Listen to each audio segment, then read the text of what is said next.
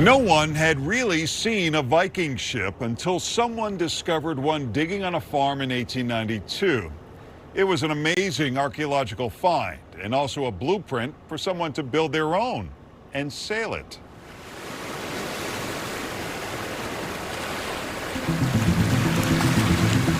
Replicas of the Nina, Pinta, and Santa Maria head to America in 1893 to mark the 400th anniversary of Christopher Columbus's arrival in the New World. The destination? The World's Columbian Exposition in Chicago. The Santa Maria is seaworthy, but the Spanish Navy tows the Nina and Pinta. All three ships have to be towed through the Great Lakes. One ship makes the entire journey from Norway, and America is eagerly awaiting its arrival at the World's Fair. By the time they arrived to the New World, of course, this is before the invention of the television or radio or the internet, they were already the most famous sailors in the world.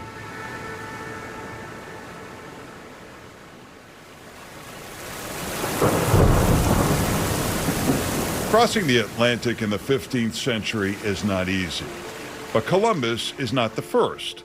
The Vikings explored North America 500 years earlier with even more primitive ships. They're the greatest explorers of all time, which is why their Viking ship is here today as a tribute to their courage and audacity and skill, and why it's such a popular attraction for people to come to visit. David Nordine is vice president of the Friends of the Viking ship, a replica of an actual 9th century Viking ship.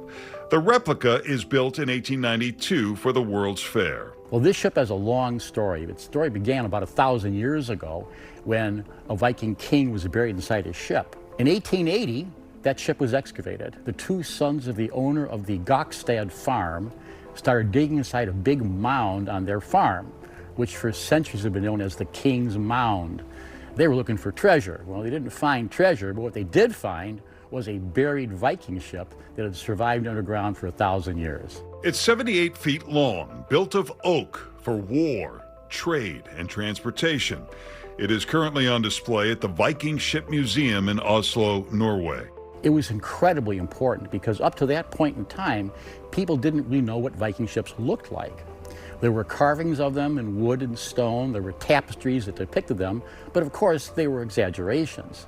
This was the first completely intact Viking ship ever found, and it drove new excitement all over the world in Vikings and Viking history.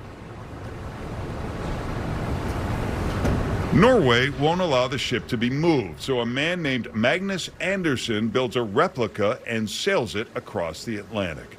He wants to prove ancient Vikings have the ability to make the voyage. They faced ferocious storms in the North Atlantic. They survived those storms just barely, but they completed the crossing of the Atlantic Ocean nonstop in 28 days. But unlike those Spanish ships that were going to be towed by the Spanish Navy to get here, he said, "We know Americans admire courage. We will build the first Viking ship in 1,000 years, and we will sail it to the World's Fair."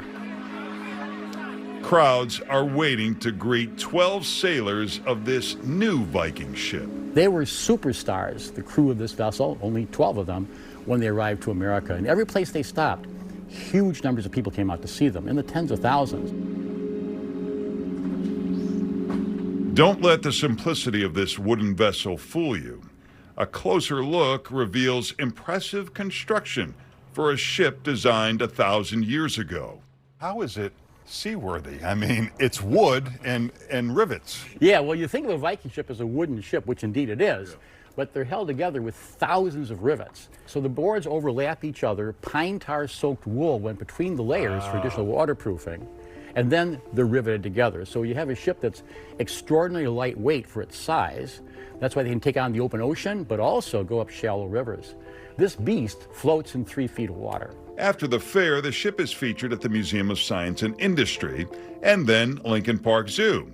It's moved to Geneva, Illinois in 1993 to be restored, along with the elaborate dragon head, which has been on display at the local library.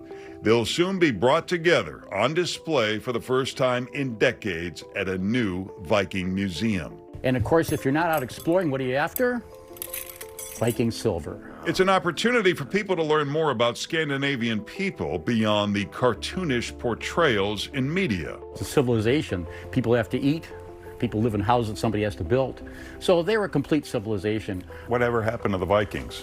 They're still with us today. Today we call them Norwegians, Swedes, Danes, also Scots, Irish, French, because they went all over Europe.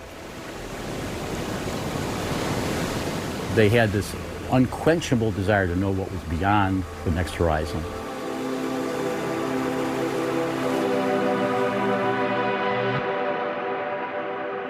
For more, you can check out vikingship.us.